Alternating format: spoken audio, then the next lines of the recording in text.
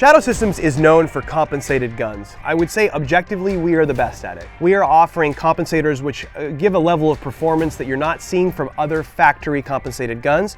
And so I want to show you today why that is, because there's design elements in a true compensator that are simply not present in what the other companies are selling as comps. I've got two guns on the table which I would say are probably the best sellers from our competitors in their respective categories.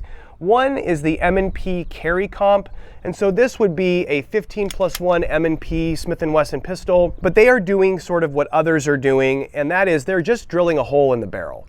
So they give you a hole in the barrel and they give you a hole in the slide, which does direct some of the muzzle gases or propellant gases upward at the muzzle, but not nearly what a compensator does. So I wanted to show you this gun, and we can compare that to the MR920P, which is our true compensated model in this size category. So this is an MR920P, it's a 15+1 gun, and we have a true compensator at the muzzle, and this is what I wanted to emphasize. Those propellant gases impact that front wall, they pull the barrel forward, and then they're directed straight up. So you get a braking effect, and then you also get compensation for the muzzle rise. That gas pressure forces the muzzle back down.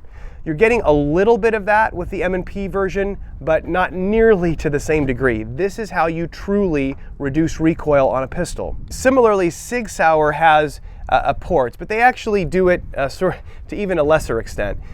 They don't actually protrude the barrel into the slide. They stop the barrel short of the end of the slide, and then they have holes in the slide which I guess theoretically direct some of the gas upward. The problem with that is it's not closed at the muzzle. And so by being open at the muzzle, you're really allowing most of that gas to escape and be dissipated just like a regular uncompensated pistol.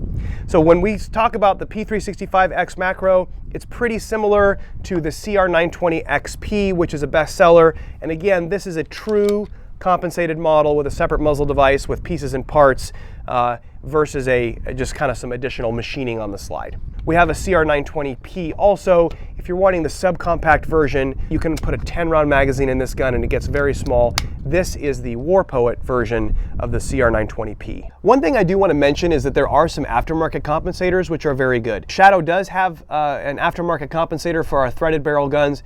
There are other companies that offer them, Radian being very well known. They do a great job. The difference between those options, of course, and the Shadow Systems factory compensated guns is one, our compensators are quick detach, so you don't have to mess with threads or set screws or anything like that. And they also tend to have a smaller form factor. Threaded barrel compensators, they're not as spatially efficient because you need room for the threads. And so the CR920P or the CR920XP or even the MR920P, they actually fit holsters for full-size pistols that are already on the market. For example, the MR920P fits a G17 size holster. So it's a very spatially efficient option, but I do just want to make the point that you can also buy an aftermarket comp from one of these companies, and it's going to be a true compensator versus what you see from these competing factory models. All right, so we have a whole bunch of guns here. Obviously, how do they shoot? The differences are pretty significant in the performance between these models, but we'll go out there on the line and I'll give you my heavily biased opinion. Obviously, you can certainly decide for yourself. The differences just in the construction and design are so obvious that I think you'll see what I'm seeing here. It's just not a real comparison. All right, so I have a table full of guns here and we're gonna just kind of let it rip here at 7 yards. We'll get some footage from the side so you can see how the gun recoils. Again, I'm gonna compare the M&P Carry Pro to our MR920P, and then I'm gonna compare the SIG Sauer models to our CR models. We'll start with the M&P, okay? Really nice texture on M&Ps. I gotta hand it to them. I think the trigger safety is a little overdone. I mean, that's just weird to me. You could get sticks or dirt or something in that hole. I don't know why they did that. And the slide serrations are weird too. It's like, what are these serrations? They're not giving you anything for a press check.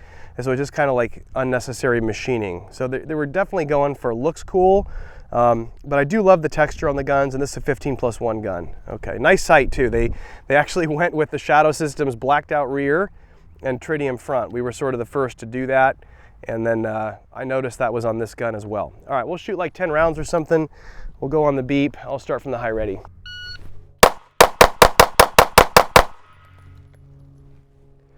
Longer trigger reset than I was used to, so that first one kind of was slow. I thought it was pretty nice. I mean, it's still rocking all over the place, but it's not bad. We'll try now the MR920P.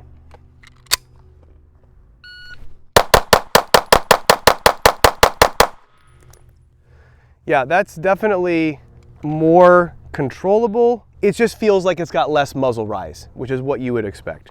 Okay. All right, so that is the MRP versus the M&P from Smith & Wesson. Now I'm going to shoot the SIG 365 versus our stuff. So here's a 365. So we'll shoot, I'm just going to shoot maybe 5 rounds to start. I want to do a couple little experiments here and compare it to the P365, the regular gun, because I'm not sure this comp is really doing that much. I'm going to do that first. So we'll go on the beep and we'll shoot this gun 5 rounds center mass.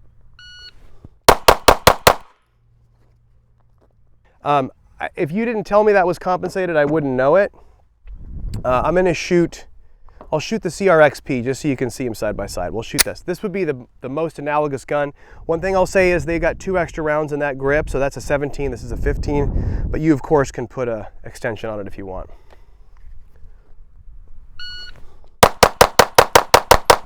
I mean, there's no question that there's a difference. You can definitely see just even how the sights move. This gun is barely picking up out of the A zone.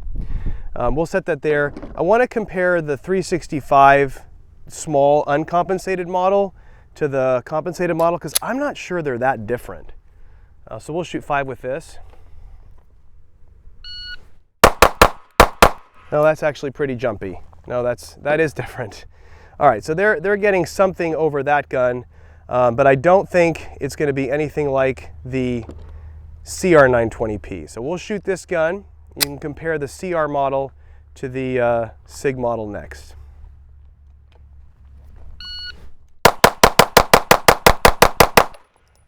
I shoot the CR really well for some reason. I don't know why I love that gun so much. We'll shoot the last 5 rounds or whatever we got in the SIG.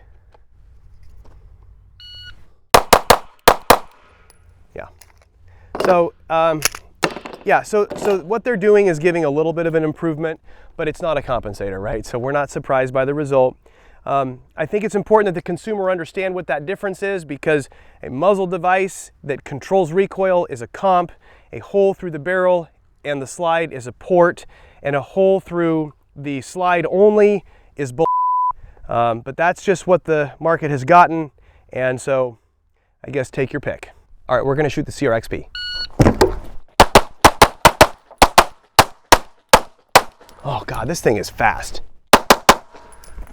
Yeah, so there's a CR920XP, compensated Shadow Systems pistol, 15+1. What else do you need? Cool, good. That's the MR920P. It wants to be flat.